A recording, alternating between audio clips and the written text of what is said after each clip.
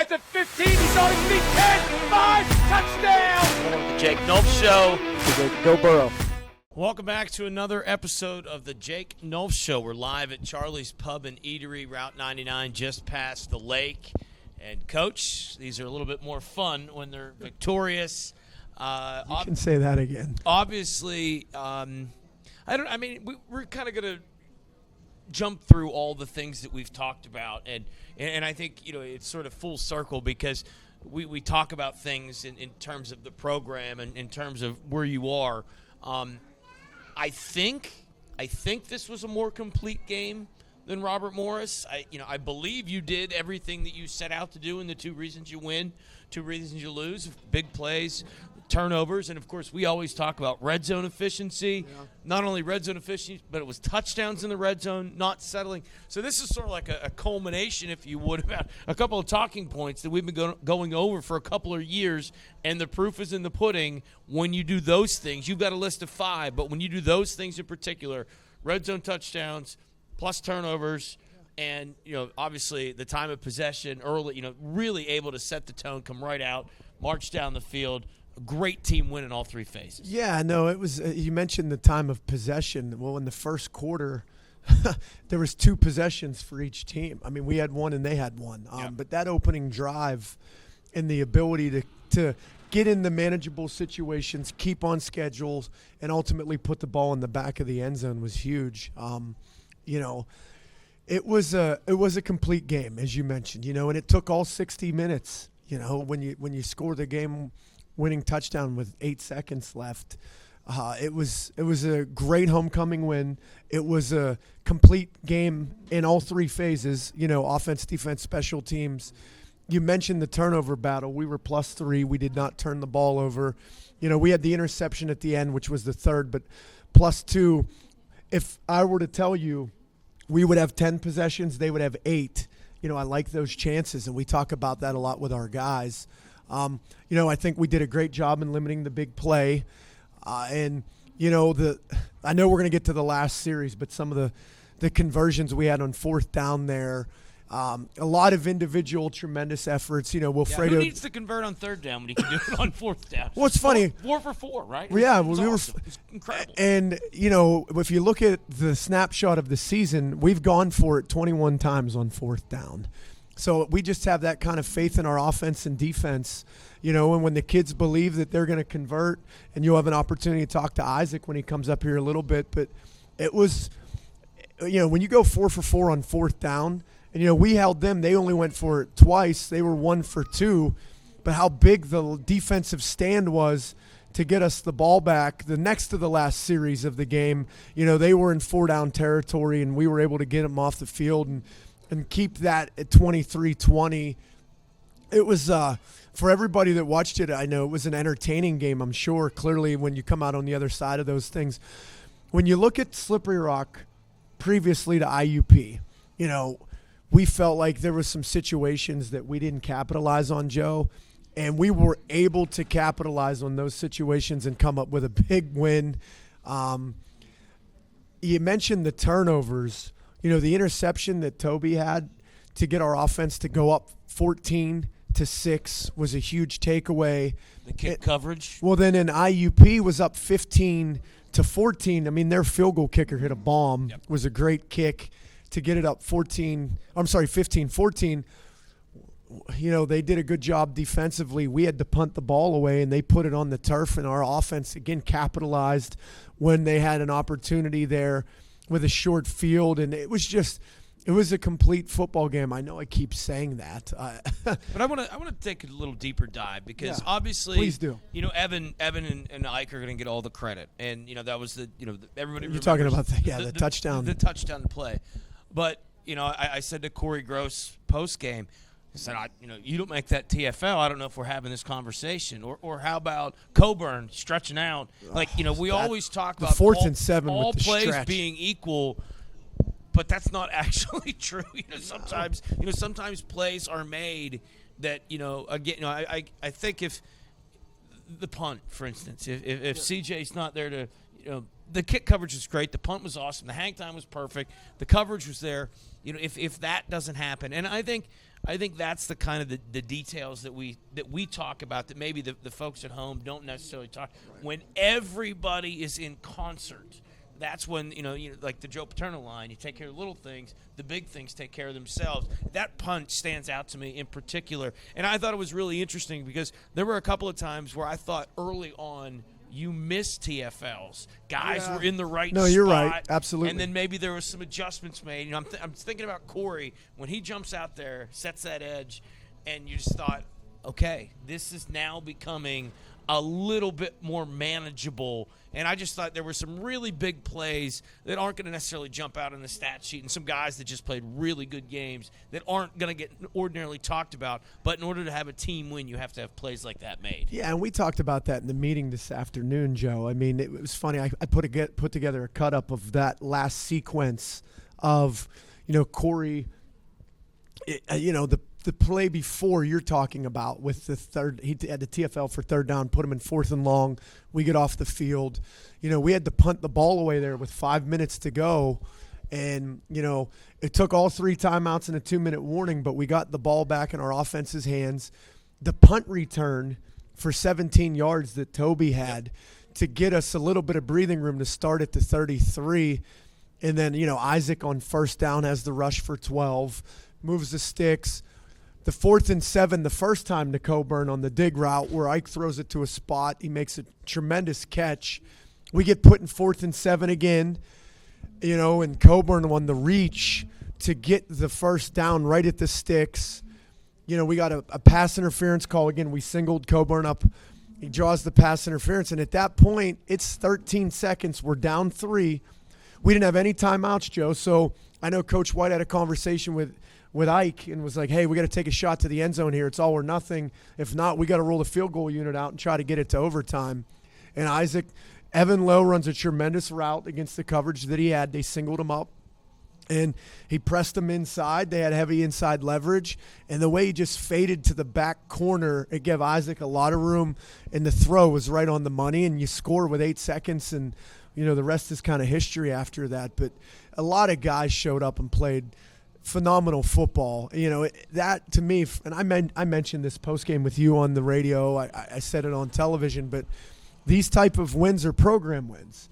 It's the coaching staff, it's the athletic trainers, it's the athletic director, it's the players. Everybody that's at part of Edinboro football had a hand in that win on Saturday, and it's Monday now, so we've got to get ready. We've had our 24 hours, and now we're going to be on the Clarion. Well, we've spent how much time, and we've not yet spoken of Bo Schwartz, who accounted for 3 touchdowns.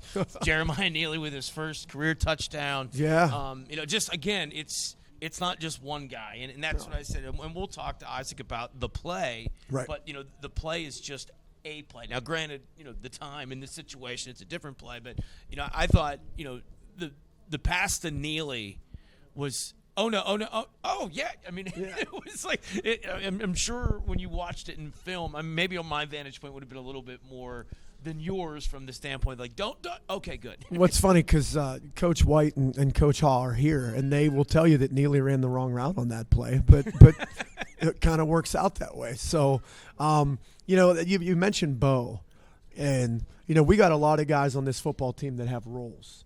And they are embracing their roles, and it's not just Bo Schwartz. I think of Clay Cunningham, who's been an all-conference linebacker for us, but the role that he plays on defense, on offense, on special teams, and then you look at a guy that's in that barge package with Bo that they've been, highly efficient. Is Angelo Bartolini. He's another guy that's in that package. He's also our long snapper. He does some of the things that aren't necessarily getting a lot of attention, but those guys are thriving in their roles.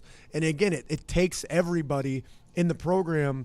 When you beat the number 21/25 team in the country, Isaac's going to come up here. Wilfredo Diaz was the PSAC West Defensive Player of the Week. We have those kind of featured guys, but man, we got a lot of players that are playing significant snaps and doing a lot of great things. Yeah, Fredo, 15 tackles, 3 pass breakups, and the game-sealing interception. I mean, it's kind of a run-of-the-mill day for Fredo. And he's leading the country in tackles, Coach Papley, if I'm not mistaken, I mean, right? we just expect that from Fredo. He does that every time out. I mean, we can't get too excited. It was funny because Coach Wheeler, Callie Wheeler, the women's coach, stopped him and said, "You realize that my dad has the single-game record for tackles," and she challenged him to beat her dad, Rich. I believe it's 32. We'll have to double check. Craig? But I believe it's 32. 32 tackles in one game? Yes. I mean, that's going to be a tough one to beat. Kudos to Coach Wheeler and her dad. Said he wanted it. He wanted a chance that's the type of guys that we have. And, and that's the thing where it's showing. We talk about, and this is how many weeks in, how close we've been, right? How we've got a really good football team. We just, we got to put it all together. We got another opportunity this week, and it's fun to see us make plays on Saturday. That's the one thing I can tell you is, when we go out, and I'm sure if you brought Coach Papp or Coach White or all the other coaches that are here up, when they tell you when you coach a guy up during the week to do what you want them to do, and then they go out and do it in that kind of moment, it's just so rewarding, and that's why we keep coming back, and that's the fun part of the job. Certainly was fun. Isaac Bernard will join us when we come back. It's the Jake Nulph Show from Charlie's Pub and Eatery, Route 99, just past the lake. Coach Nulph will join us in a bit. Get you ready for the Golden Eagles and a noon road kickoff on Saturday. But we're live here at Charlie's Pub and Eatery, Route 99, just past the lake. Isaac Bernard when we come back. At the 15, he's on his feet, 10, 5, touchdown! More of the Jake Nulph Show. Go Burrow. Welcome back to Charlie's Pub and Eatery, Route 99, just past the lake. It's the Jake Nulph Show. Isaac Bernard, the hero of the day. You and Evan Lowe hooked up a big score. You're now 6th in career passing yards here at Edinboro. 4th in completions with 606. That's the 6th highest of active quarterbacks in Division II. And you are 3rd in completion percentage in Edinboro history behind a couple of Harris brothers that were okay.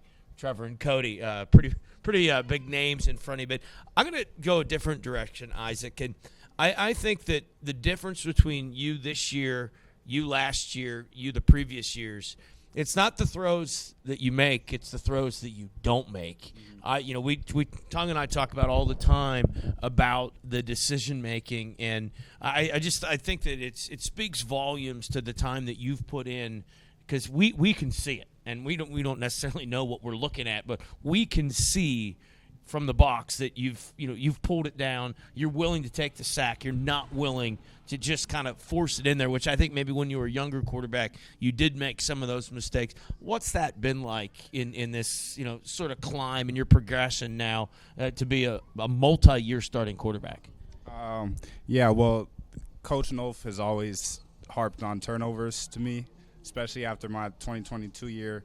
I did force a lot of throws, and that offseason, I remember just watching film, and he told me to go over every interception, and I did, and that was really a focus point for me for my career, is to work on the turnovers. And Coach White had a conversation with me, and he said, we have a good enough defense that if you don't turn the ball over, we're going to win the game, and that's what happened on Saturday. The other thing that I've noticed, and I don't know if this is Coach White or you in your development now, the screen game is much, much more successful. Jerry Dinkins obviously in the screen game. Bison is involved in the screen game. Jeremiah Neely as well, the tight ends in the screen. What's it been like now? Because obviously it's not. It can't be a lot of fun having a new coordinator from one year to the next. The language, how different is Coach White's offense from what you did in previous years?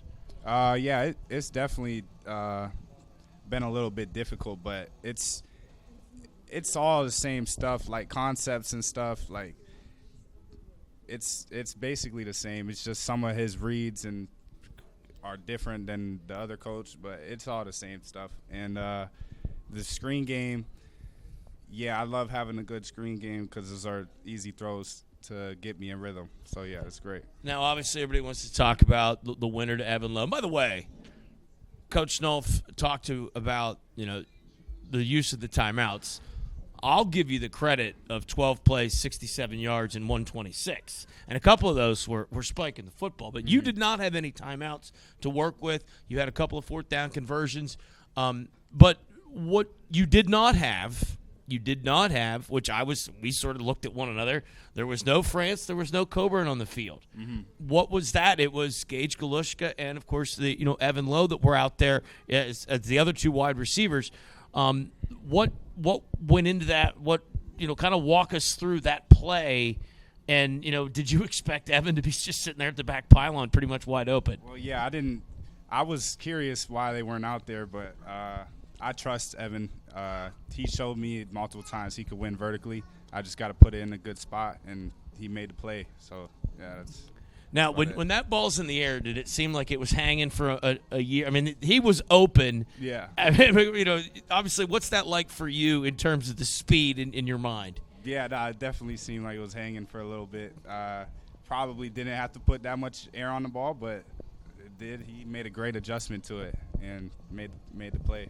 Now, obviously, you've got Clarion, and when you have the hard schedule and you dig yourself a hole in the schedule, this win is great, but if you don't win next week, then this win doesn't mean quite as much. You got to keep stacking wins. And how important is it going to be, though, from you've played on some teams where you felt, boy, we have to be perfect. I don't think this team needs to be perfect. This team just needs to not make the glaring mistakes. Yeah. And I'm not certain there's a game on the schedule that you guys can't win. Yeah. I think it's just sticking to Coach Nulph's 5 points of emphasis, not turning the ball over, succeeding in the red zone, all those things, third down, that's going to lead to the success of our team, and we just got to keep doing those things well. Red zone, we talked about that for years. You're not kicking field goals. Yeah. You're scoring touchdowns. What's been different? Is it you? Is it the play call? Is it the player? What's been different? Yeah, I think just a little more red zone creativity helps, and Barge has been really good for us. And the urgency down there. I don't know if you had that. You mentioned Barge, and Barge has been around, but I don't know if you've had as many first and goal to go situations like this year. I mean, I feel like that you have been way ahead of the sticks in the red zone. Being in the red zone is one thing, but having it first and goal from the 4 is a totally different thing. Yeah. And that feels like that's really been the case this year. More and more opportunities. Congratulations on a great career so far, and of course, more football to be played, and I appreciate you taking some time. Coach Nulph is going to join us when we come back as we turn the page, get you ready for the Golden Eagles. It's the Jake Nulph Show, live from Charlie's Pub and Eatery, Route 99, just past the lake. At the 15, he's on his feet, 10, 5, touchdown! The Jake Nulph Show. Go Burrow. Back here at Charlie's Pub and Eatery, Route 99, just past the lake. It's the Jake Nulph Show. Coach Nulph now joining us. We turned the page. We had our fun talking about a win over IUP. The Golden Eagles on the schedule this coming week. And I think if you look at I think this year in particular, I'm not – if you count my college years, this has got to be close to like year 24-ish covering this league. Wow. I think that we are probably now looking at like the microcosm of Clarion. This is who the league is this year. We've seen Clarion look really good. You've seen them with their head scratch. That's just been the up and down of this league. I know Gershaw was the starting quarterback last year. The roster, Kalon Simmons, he played some last year. They've got some names that I recognize on defense, but this is a team that had Cal down, 20?